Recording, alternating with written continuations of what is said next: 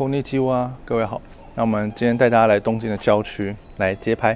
然后呢，我们今天到的地方蛮特别，这边叫做柴柚，它叫须巴马达。但是这个柚中间有一个点，但它们也就是柴柚，这其实是叉吧，这边叉了叉。好，那这个地区呢，他们当年说是在17世纪的时候，就因为靠近江户川而有名。后来有一部电影，然后又拍了这边的场景，又让这个地方呢再度有点兴盛。然后这其实是我第一次来这个地方，所以我现在对这边一无所知。但就是听说这里有浓厚的昭和风味。然后我们今天重点呢就是要拍这台 ft.GRIV， 然后我们要做一个挑战，就是10分钟街拍挑战。那如果10分钟真的拍不到好看的街拍的话，最后会再分享一些，就是我会额外多拍一些街拍，因为我不可能那边只待10分钟嘛。好。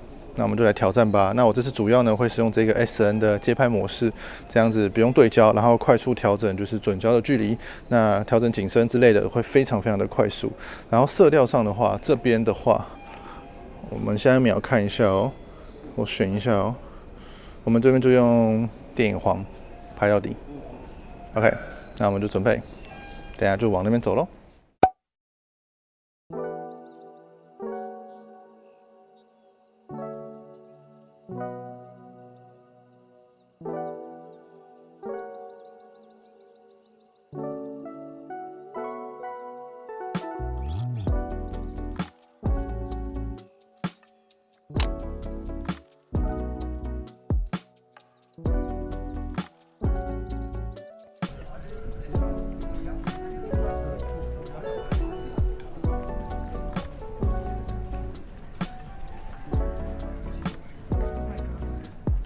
好吃。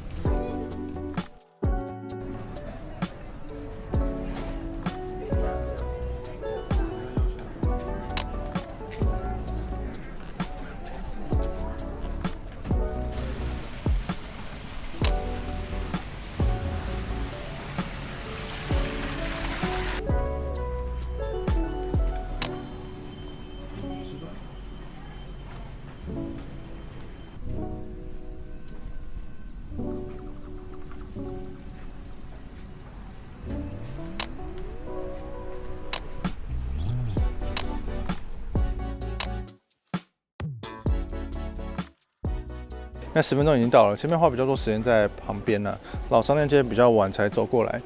那我觉得这个地方目前才走这一小段，其实真的还蛮好拍的，而且比较难在东京看到就是这么复古的地方，还不错。那我们最后再放几张实拍给大家过瘾，我们下部影片见，拜拜。